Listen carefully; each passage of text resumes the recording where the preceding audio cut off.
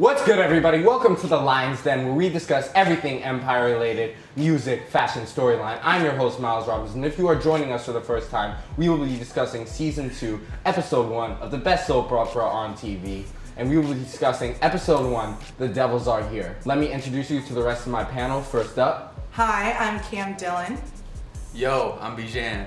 I'm Nala. So the first thing we're gonna do is I want to get an overall impression about what everybody really thought about this episode, because this is a big episode. This is Season 2 premiere. When you have a television series, if you have a great Season 1, it's really easy to let the show go down. And I think Lee Daniels and team did a really good job keeping up the momentum. So Cameron, what did you think about the first episode? I think the first episode really exceeded my expectations, and my predictions was right. So I think it was pretty good first show of the season. I think the same. I think it was decent for a first show. Yeah. I think it's gonna unravel more. I think it's gonna get way more exciting. Yes. I think there was just like a lot of stuff going on. It was great because I couldn't get up for like more than a second without missing anything, but it was also like, oh my gosh, information overload. One of the things that I thought was the best on this episode was Cookie's speech at the beginning at the concert. Definitely. And I thought the concert scene, I thought when I saw that scene, I'm thinking, okay, this is gonna be one of the best episodes. They started like with the concert. Jamal, Hakeem, Swiss Beats. You had Reverend Al Sharpton, Breezy, who's a new rapper who's gonna be a new character on the show. I think he's gonna be the male version of Tiana. What did you guys think of Cookie's monkey suit? Very dramatic. I mean, that's Cookie Lyon. What could you expect? I thought it was pretty powerful.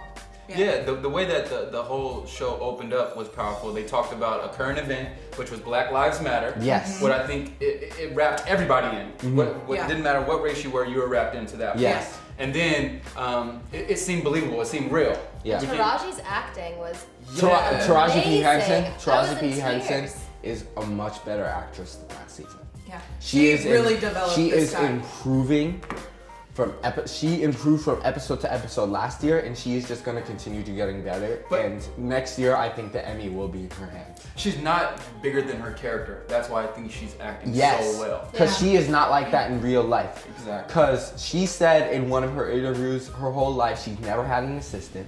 Yeah. She's bought her own produce. Now she can't do that though. Now she can't do that. Now she has to go on the street in sunglasses and a hoodie and a hat and a whatever. But what's really important in this episode, I think we have to talk about, is Chris Rock. And I think Chris Rock, Frank Gathers, the storyline tie-in from season 1 with the roses. He was a game changer, definitely. And he definitely set the tone for like a lot of the events that were happening. If you think like about all the crazy stuff that happened within the episode, you can link it back to Frank Gathers. Like the head roses, arriving to the house. Yeah. Oh my gosh. Just how everyone fears him. Over the top, ridiculous. just like, see, but that's one of the things that you could put in the negatives, because how over the top and how much stuff they wanted to cram into this was really taken away from characters. I know some people were thinking of Chris Rock like, oh, he's gonna say something funny. And he was more of a... He was playing a serious character, but I was expecting him to make a joke. I mean, I was still kind of laughing, though. Kind of laughing like this is a joke, right? It's a joke, but it's not good. It's not good for the show. Because if he's... when I see Frank Gathers... He's gone. Yeah, he's in and out. Gone. Supposedly. I'm still convinced he's not dead. That's true. I'm still convinced he's not dead. I mean, the way they shot it and wrote it on the show seems like he's dead, and would make me think for most shows that he would be dead. For Empire, I don't know. I don't know. Why would Lucius order him to be dead though? And that like it's not like he's not gonna know he's not dead. They're in the same prison together. So I'm pretty sure he's dead. I just can't believe. What about D-Ray? D-Ray came in, introduced as a character, and but he was on last season. He was on last season. Yes, he was on last season. I think that he took care of the Rose situation. Yes. Got you. Yep, he did. He did. He was in the last. He was in the last season. You're right. Well, he's gone now too. And he Look at how many guests did we have in this episode? Chris Rock. So Al Sharpton, D-Ray Davis. Al Sharpton didn't die. No. You said yes. I'm sorry. I said guest. Oh, I thought you said death. Oh my gosh. Okay, so D-Ray Davis. D-Ray Davis. And Frank Gathers. And Frank Gathers. Supposedly. Chris Rock. Yep. That's 2 deaths in one episode. So we've got 2 deaths. And they mentioned Vernon, but that's that's about it. But the whole important part of this episode has to be the hostile takeover. That doing a 180. Oh my gosh. Right?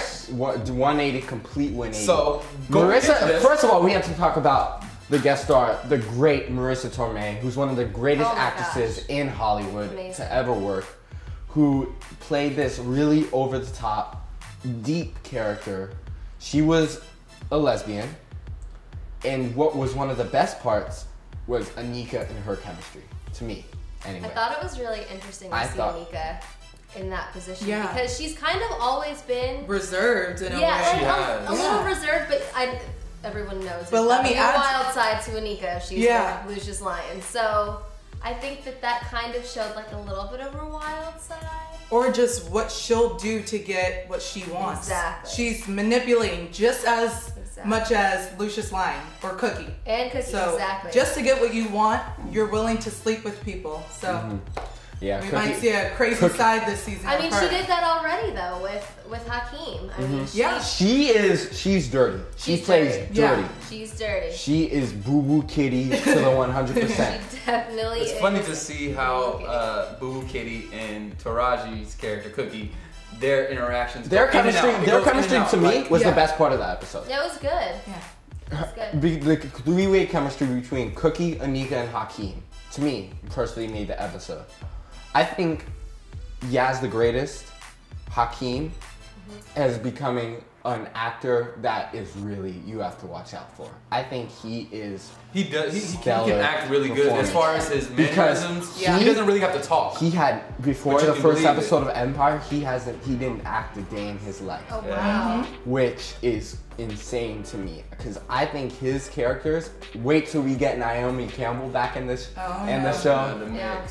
You know what I love about Empire is it seems to be a platform for a lot of new things, not just artists, but I was reading an article about how new designs, new architecture, new designs, new clothing, new everybody's coming to Empire now. It's becoming the tastemaker. It as a platform. It's becoming the tastemaker. It's the center of pop culture in the form of media in our country right now. And it's so cool to me personally that it's an all-black TV show too. Yeah. I think that's amazing. Yeah. But that's why it's so crucial to stay with current events so that people don't get bored and they can relate to it. Because if you're not, or if the first song on the episode was "Finna Get Loose," which to me was crazy. We have to talk about the music "Finna Get Loose" and "Hot Boy." By Bobby Shmurda, which I thought didn't really work for me because Marissa Tomei was dancing. She was doing the shamoney, Anika twerking. Anika twerk. She did twerk, which was awkward. Which was awkward, but she it had kind no clue of showed that she could hang with everybody. But what I was saying is it was. I can tell that it was shot a while ago because of the song "Hot Boy" was used in there. That's what threw me off. That's a year ago. A year ago. Yeah. So that kind of was like, okay, it's a little late. Yeah. Which I think they could have added, they kind of mixed it up with the "Finna Get Loose." That can work. Lee Daniels has been talking about Fetty Wap a lot, and she wants Fetty Wap to be on the show. I would definitely. I don't know why not. I would have definitely. It would have made more sense to have Fetty Wap music. They're gonna use his music because he is Fetty Wap. I don't want to go off on any other off topic, but he is the biggest artist in hip hop right now besides Drake and Future. They would be smart to put him on Empire. What about Jesse's character? Jamal. What about his character in this episode? I hate him. I hate him and I hate Michael. He is his dad. I hate them. We have to talk about. We gotta talk about the slaps. Okay, we gotta talk about that. Oh, he deserved it. He deserved to get punched in the face. I wanted Andre to punch him in the face. I wanted Hakeem to punch him in the face. Feel for him. There's a parallel with how Cookie treated Hakeem in season 1, beating him with the broom. There's tension there. But now you can see the tables have turned. They have mended. Now, I said this. And now Jamal and Cookie have slapped. This was your prediction. Hakeem is Cookie's favorite now. Yeah. And Andre is always going to be in the middle. Yeah.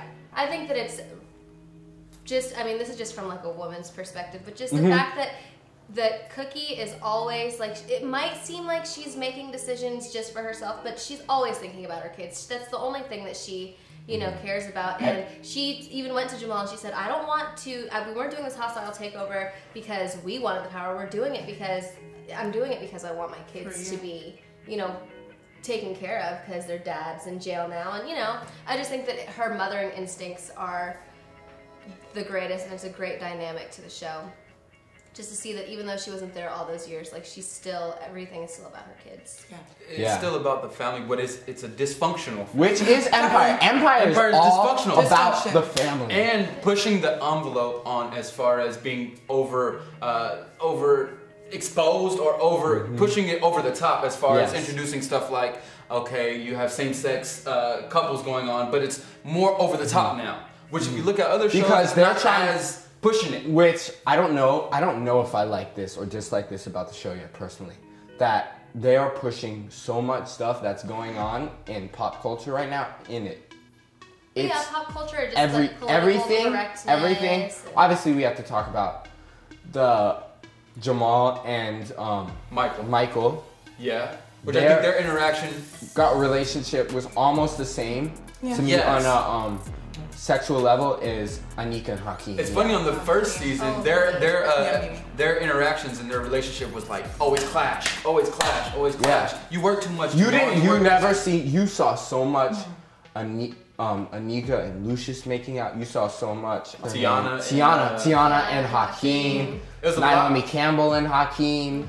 But now I think Lee Daniels feels comfortable he can put Jamal in there and have him be more sexually active, which I think is actually pretty cool. If Jamal gets featured more in that way, then it's gonna make a fan base for him in terms of a sexual way, because all the other characters have fan bases for their relationships. And nobody really cares. They just care that Jamal was accepted last season. But now when they're gonna start, oh, what happened to Camera Boy? What happened to him? Jamal said he was a hoe. Like, I'm sure that they'll introduce more. Like, I mean, now that Michael is back, I'm assuming that they would bring Michael back so that they can now show like the dynamics between him and his relationship and how that isn't working out. And maybe someone will be brought on that will be like his new love interest that like actually sticks as opposed to the Camera Boy. Or maybe it'll be like, you know, I don't know. Maybe we'll see some sort of scandal between that situation. Jamal has a conflict now with being an artist. Because I know last season he was so fed on with just being creative. Music is now his business. You could keep your money. Which that was his theme. Yeah, it was. He was, I'm all about the music. Keep your money. I'm gonna sit here in Brooklyn and play on the piano for 10 people in this thing. And I don't think this is gonna last. I don't think him in the business suit. No, that's not him. That's not him being true to himself. He wants to impress his daddy. And that's been his goal since he was born. Daddy issues. Yes. I mean, just think the title is just connecting him with his character now. He is like a devil. Just the way he's treating everybody, the anger and wrath in him is a devil. He's crazy. That's why Cookie had to set him straight. Yeah. Just slap him twice. But what about the end when they walked in to the office? Cookie, Hakeem, Andre. Thinking they have the hostile takeover, so this is how it's gonna happen. God. And then all of a sudden, chair turns, and it's Mimi. And Lucius pops up on the thing. If Mimi wasn't in this episode, I wouldn't have liked this episode. She was great. Yeah, so much. She was the character that they needed. She was in the gym to watch to see where the season's gonna go as it grows. I really want Lucius Lyon back out of prison. I don't. All right. I mean, he's coming back. I need him and Taraji. Let's predict the episodes, okay? What is your prediction for what episode he'll be back? 3. Okay. I think he's gonna be back. You can't just have one episode with him in prison. No, it doesn't make sense. I think I'm gonna go with 3 too. I say the second one. I don't know. Now I feel like I've got to either like hop on this wagon or that one. Could be 4th. Second. I don't know. Could be 4th. He could never get out the whole season, which would be stupid. But yeah, I don't. No, I think he'll be back like by the 3rd or 4th because they. Like, what can they do without him there? I think that he needs to have. They're probably going to establish some sort of like.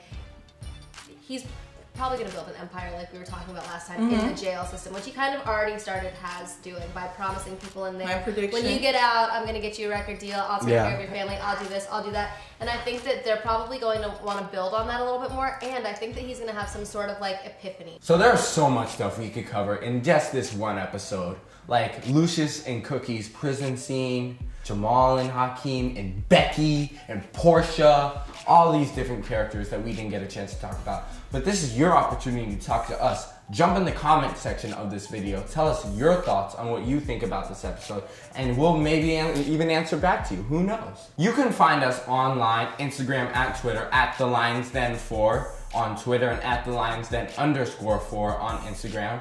You can find me everywhere on social media at Mills Robbins. Where can people find you, Cameron? Instagram, Cam_Dillon, DILLON.